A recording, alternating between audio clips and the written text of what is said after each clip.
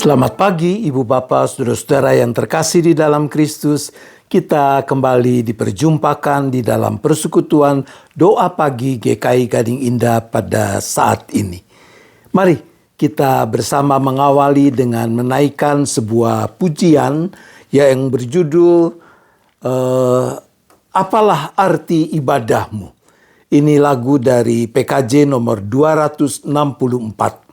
Kita akan menyanyikannya bersama-sama dengan sahabat-sahabat dari tim musik YKB.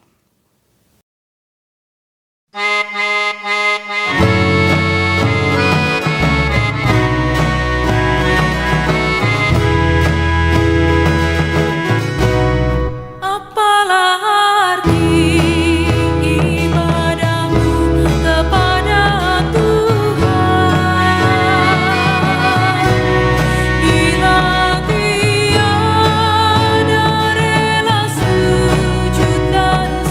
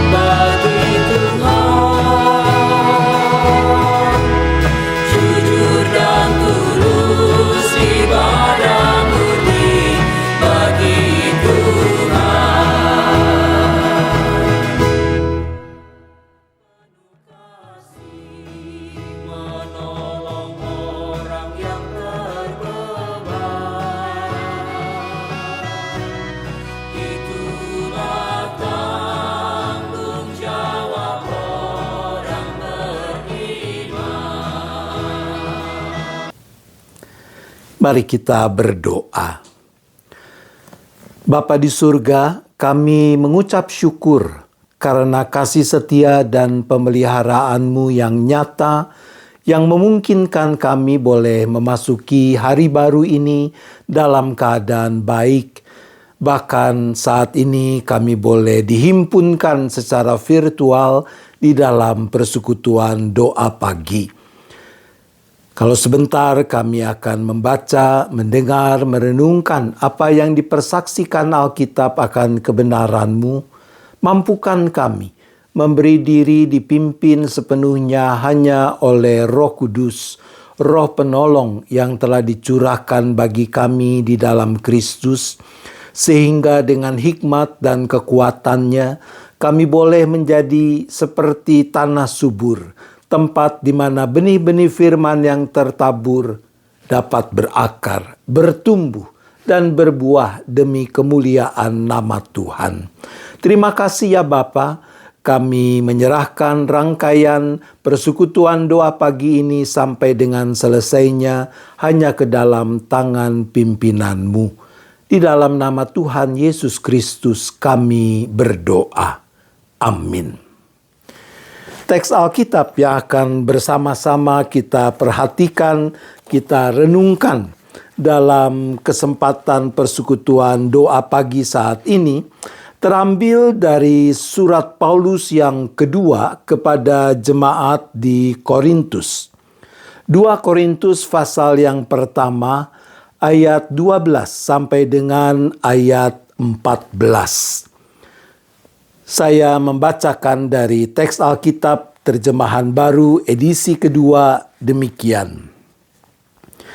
Inilah yang kami megahkan, yaitu bahwa hati nurani kami memberi kesaksian kepada kami bahwa hidup kami di dunia ini, khususnya dalam hubungan kami dengan kamu, dikuasai oleh ketulusan dan kemurnian dari Allah, bukan oleh hikmat duniawi, tetapi oleh kekuatan anugerah Allah. Sebab kami hanya menuliskan kepada kamu apa yang dapat kamu baca dan pahami. Aku berharap kamu akan memahaminya sepenuhnya, seperti yang telah kamu pahami sebagiannya dari kami, yaitu bahwa pada hari Tuhan Yesus kamu akan bermegah atas kami, seperti kami juga akan bermegah atas kamu. Demikian apa yang dipersaksikan di dalam bagian surat 2 Korintus pasal pertama ini. Maka kita adalah orang-orang yang berbahagia kalau dengan kesungguhan kita mendengarkan firman Tuhan, kita memelihara dan melakukannya. Mengapa?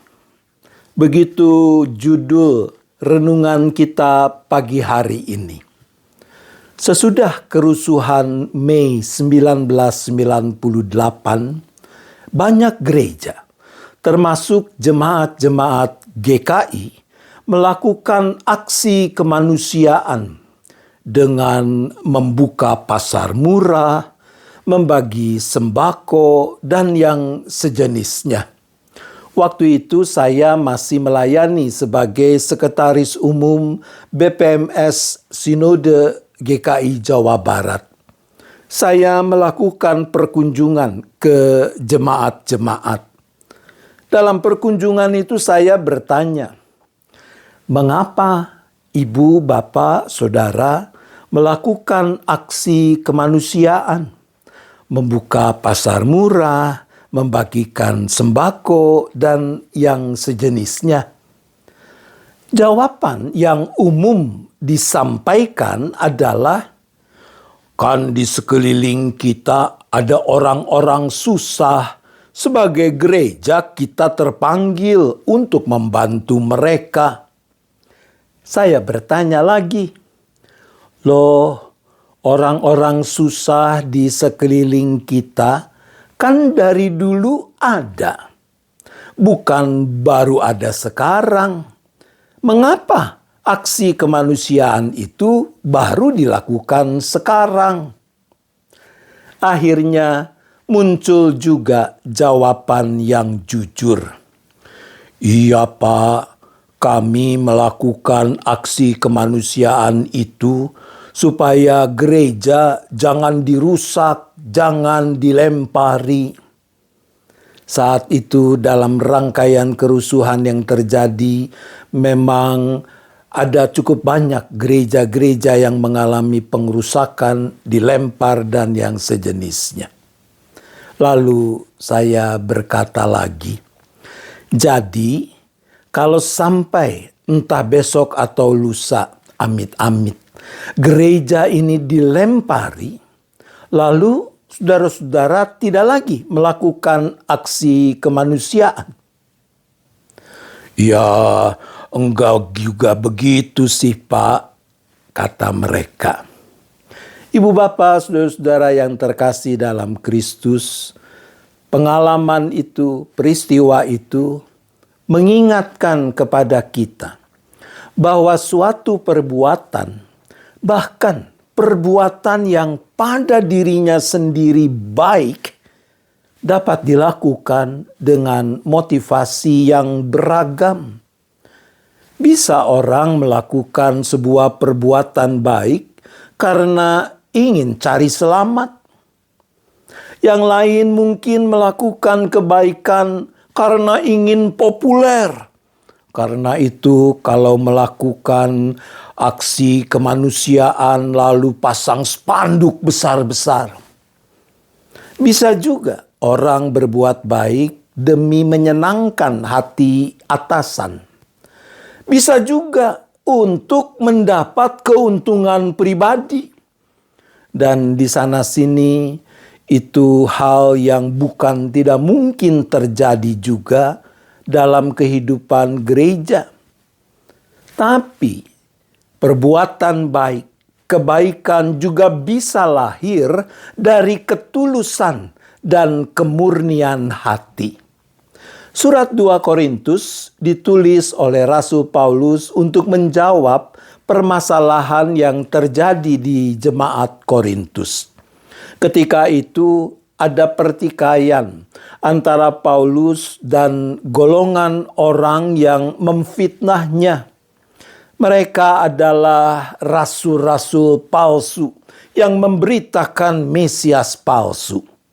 Akan tetapi, para lawannya justru mengklaim bahwa Pauluslah rasul palsu, sehingga otoritasnya sebagai rasul patut diragukan. Ada orang yang menyebarkan berita bahwa perkataan Paulus tidak bisa dipercaya. Memang benar, Rasul Paulus dia pernah membatalkan rencana kunjungan ke jemaat Korintus. Tapi hal itu tidak berarti bahwa perkataan Rasul Paulus tidak bisa dipercaya. Ia membatalkan rencana kunjungan itu karena dia merasa bahwa saat itu bukan waktu yang tepat. Ada masalah yang harus dibereskan lebih dahulu supaya tidak muncul suasana yang tidak nyaman. Dalam bagian surat yang menjadi perenungan kita saat ini, Rasul Paulus menegaskan apa yang ada di dalam dirinya, apa yang menjadi motivasi pelayanannya. Ia mulai dengan menegaskan bahwa kemuliaannya adalah kesaksian hati nuraninya. Keyakinannya bahwa tindakan dan motivasinya benar di hadapan Allah. Dapat ia pertanggungjawabkan kepada Tuhan. Saudaraku, bukankah sepatutnya setiap kita juga harus selalu memeriksa hati nurani kita dalam menjalani hidup dan khususnya pelayanan-pelayanan yang dipercayakan kepada kita? Apakah hati nurani kita dipenuhi damai sejahtera karena kita yakin bahwa tindakan dan motivasi kita benar di hadapan Allah? Paulus melanjutkan dengan menyatakan bahwa hidup yang ia jalani, khususnya dalam hal hubungannya, relasi yang terjalin antara dirinya dengan jemaat Korintus, adalah hubungan yang dikuasai oleh ketulusan dan kemurnian dari Allah. Ketulusan menurut Alkitab bukan sekedar kejujuran dalam perkataan, tapi juga mencakup kemurnian motivasi dalam hati sehingga mewujudkan integritas total. Ketulusan menentang kemunafikan, yaitu sikap berpura-pura, mengatakan sesuatu yang tidak sama dengan perbuatan, atau melakukan sesuatu yang tidak sesuai dengan hati nurani. Yesus kita tahu mengecam keras orang Farisi karena kemunafikan mereka. Demikian juga Paulus, ia anti kemunafikan. Bagaimana dengan saudara dan saya? Adakah kemunafikan menyelinap dalam perilaku, kata dan perbuatan kita, bahkan juga dalam pelayanan yang kita lakukan? Ketulusan tidak hanya tentang melakukan hal yang benar, tapi juga tentang melakukannya dengan alasan yang benar. Melayani Tuhan atau sesama hanya untuk mendapat sekedar pujian atau keuntungan pribadi bukanlah ketulusan, itu kemunafikan. Ketulusan adalah melayani dengan kasih dan kerendahan hati, tanpa pamrih apapun, semata-mata karena ingin menyenangkan Tuhan dan memberi diri untuk Tuhan pakai menolong orang lain agar bisa mengalami kasih Allah, mengalami perjumpaan dengan Tuhan. Oleh karena itu, ketulusan tidak bisa dipisahkan dengan kemurnian hati. Hati yang murni, bebas dari niat jahat, bebas dari iri hati, kebencian, keserakahan, dan saudara-saudaranya. Ini adalah hati yang sepenuhnya mengasihi Tuhan dan sesama. Bagaimana Paulus bisa memiliki ketulusan dan kemurnian hati seperti itu? Ia katakan, bukan oleh hikmat duniawi, tetapi oleh kekuatan anugerah Allah. Mengingat masa lalunya, Paulus sadar bahwa ia tidak bisa mengandalkan hikmat duniawi. Sumber kehidupan dan kekuatannya adalah anugerah Allah. Hanya karena anugerah Allah ia boleh menerima keselamatan di dalam dan melalui pengorbanan Yesus Kristus. Maka hati dan pikirannya dipenuhi dan meluap dengan syukur. Syukur yang membangkitkan ketulusan dan kemurnian hati untuk menjalani kehidupan sebagai pengikut Kristus, khususnya dalam memberitakan Injil Kristus, Injil keselamatan itu. Bersediakah kita juga merawat ketulusan dan kemurnian hati dalam menjalani kehidupan kita, khususnya dalam melakukan pelayanan yang Tuhan percayakan kepada kita? Hanya ketika kita hidup dan melayani di dalam merawat ketulusan dan kemurnian hati, kita akan mengalami seperti yang Paulus katakan, pada hari Tuhan Yesus, kamu akan bermegah atas kami. Kami seperti kami juga akan bermegah atas kamu. Tuhan menolong kita. Amin. Mari kita berdoa. Bapa di surga, tolong kami, bangkitkan kemauan, kesungguhan untuk merawat ketulusan dan kemurnian hati dalam menjalani baik keseharian hidup maupun khususnya pelayanan yang Tuhan percayakan kepada kami. Agar hidup dan pelayanan yang demikian boleh menjadi berkat bagi kemuliaan nama Tuhan, menolong orang-orang di sekitar kami, mengalami kasih Tuhan, mengalami perjumpaan dengan Tuhan. Ya Bapa, saat ini kami kembali berdoa bagi saudara-saudara kami yang masih bergumul dengan sakit penyakit, dengan kelemahan tubuh mereka.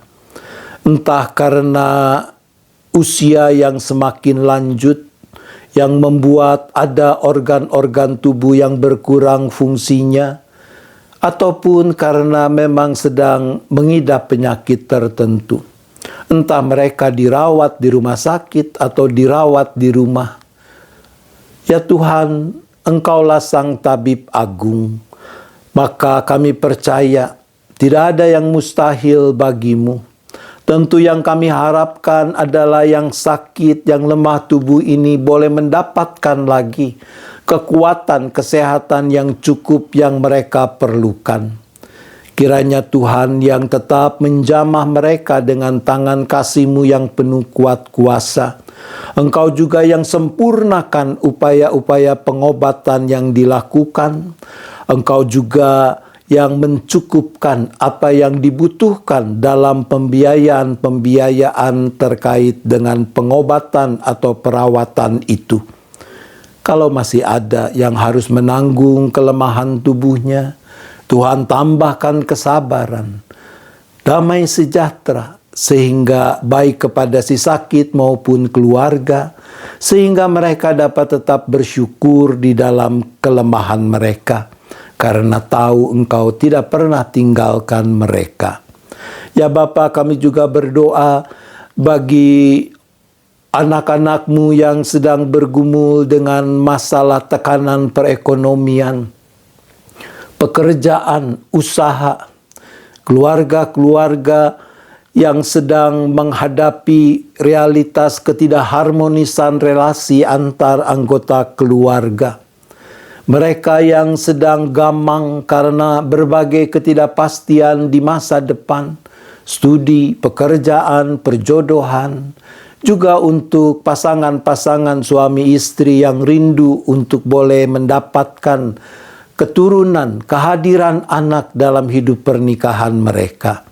Ya Bapa, apapun pergumulan kami datang kepadamu, karena kami percaya Engkaulah Bapa yang rahmani, yang bekerja di dalam segala sesuatu untuk akhirnya mendatangkan kebaikan bagi orang-orang yang mengasihi-Mu. Kami berdoa bagi gereja-Mu yang telah Kau hadirkan di mana-mana tempat, termasuk Jemaat GKI Gading Indah. Tuhan tolong agar gereja-gereja-Mu makin tekun, makin setia, memanfaatkan, mengelola dan memanfaatkan segala sumber daya yang Tuhan anugerahkan untuk meningkatkan kualitas hidup persekutuan, pelayanan, dan kesaksian sebagai gereja Tuhan. Tolong agar gereja-Mu tidak hanya sibuk dengan diri sendiri, tetapi sungguh mau memberi diri untuk Tuhan pakai menjadi alat-alat damai sejahtera-Mu. Kami berdoa bagi bangsa dan negara kami. Engkau juga yang tahu apa yang menjadi pergumulan-pergumulan yang dihadapi dalam berbagai aspek kehidupan berbangsa bernegara. Engkau ya Allah yang tetap memberikan hikmat, keberanian kepada para pemimpin bangsa kami untuk selalu memikirkan apa yang benar, melakukan dengan cara yang benar, sehingga mendatangkan kebaikan bagi segenap bangsa tanpa terkecuali. Mampukan bangsa yang dikaruniai keragaman yang luar biasa ini untuk mau bahu-membahu menjadikan keragaman yang ada sebagai kekayaan, membangun kehidupan bersama yang makin adil, makin benar, makin damai, makin sejahtera. Terima kasih ya Bapa, kami bersyafaat hanya di dalam nama Tuhan Yesus Kristus. Mari kita menyanyikan lagu penutup NKB 193. Aku hendak tetap berhati tulus. Kita nyanyikan bersama dengan tim musik GKI Gading Indah.